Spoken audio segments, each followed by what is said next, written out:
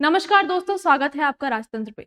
दोस्तों, क्या इस बार राजस्थान में आपके गांव के सरपंच या आपके शहर के वार्ड पार्षद बदलने वाले हैं? राजस्थान हाई कोर्ट और ओबीसी आयोग की आई आज की रिपोर्ट ने राजस्थान की राजनीति में भूचाल ला दिया है और 14 नवंबर से पहले चुनाव कराने की सरकार की मजबूरी क्या है, इसको लेकर सत्ता पक्ष और विपक्ष के बीच में क्या घमासान मचा हुआ है, आज इसी मुद्दे पर हम बात करने वाले हैं।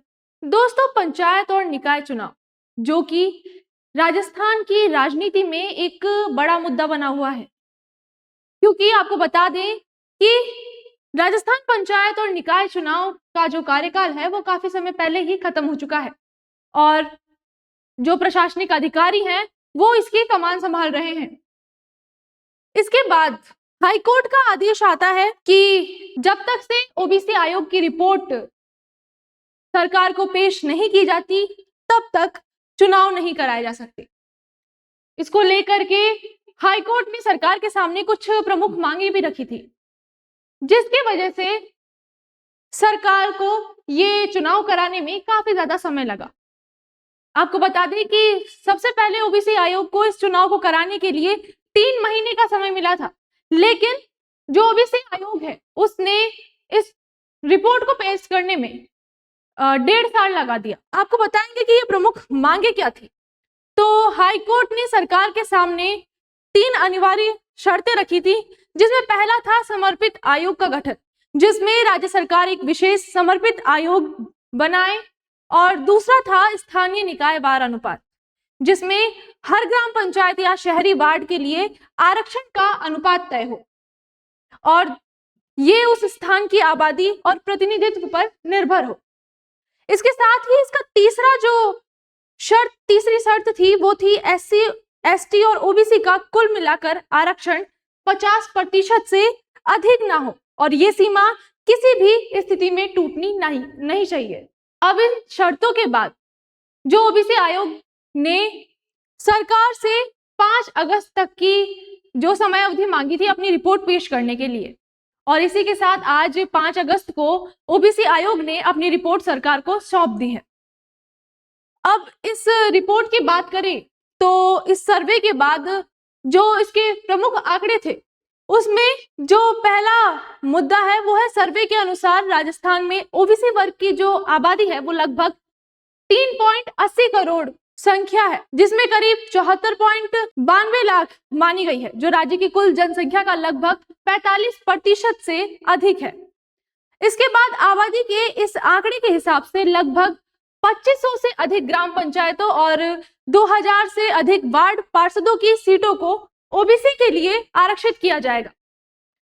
आबादी के आधार पर अधिकतम 31% सीटें आरक्षित हो सकती हैं इसमें। अब इसके साथ ही 6 से 15 अगस्त तक जो आरक्षित सीटों का निर्धारण और लॉटरी प्रक्रिया वो पूरी कर ली जाएगी। इसके बाद 17 अगस्त तक नगरीय निकाय जो कि नगर निगम, नगर परिषद और नगर पालिका के चुनाव के लिए विस्तृत अधिसूचना जारी कर दी जाएगी और फिर 22 अगस्त को नामांकन प्रक्रिया शुरू होगी और 20 सितंबर तक निकाय चुनाव संपन्न कराने का लक्ष्य रखा गया है। इसके बाद पंचायत चुनाव की अधिसूचना जारी होगी और पूरी प्रक्रिया 15 नवंबर तक पूरी कर ली जाएगी। अब इस पर भी सत्ता पक्ष और विपक्ष के बीच में लगातार घमासान जारी है। इसमें कांग्रेस का ये कहना है कि सरकार को ये चुनाव कराने में देरी इसलिए हुई क्योंकि वो चुनाव में हार के डर से ये चुनाव नहीं करा पा रही थी और इसके साथ ही वो अपने जो प्रशासनिक अधिकारी है उनको पद पर बरकरार रखना चाहती है।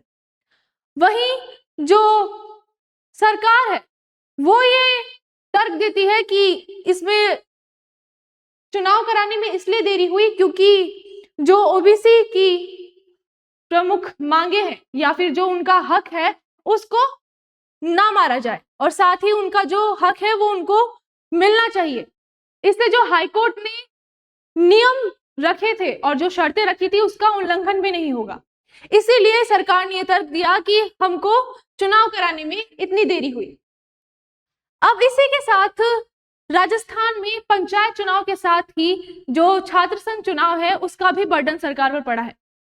अभी हाल ही में पिछले ही दिनों आपको पता होगा कि छात्रों ने इस छात्र संघ चुनाव को लेकर के प्रदर्शन किया था राजस्थान यूनिवर्सिटी में।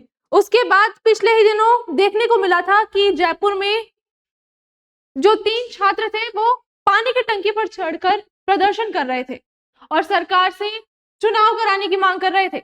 दोस्तों, आपको बता दें कि ये जो छात्र संघ चुनाव था वो कांग्रेस के कार्यकाल में ही बंद कर दिया गया था। इसमें अशोक गहलोत का ये तर्क था कि जो छात्र होते हैं वो राजस्थान में चुनाव करने के साथ ही गुंडागर्दी करते हैं और काफी ज्यादा ऐसी प्रक्रियाएं करते हैं जिससे जनता को परेशानी होती है। ऐसा हवाला उन्होंने दिया था। लेकिन अब जब कांग्रेस सत्ता से बाहर हो गई है तो फिर छात्रों के चुनाव ना कराने के मुद्दे पर अब वो बयान दे रही है कि जो सरकार है वो छात्रों को युवा शक्ति बनकर उभरने नहीं देना चाहती है और उनको चुनाव लड़ने का आगे मौका नहीं देना चाहती।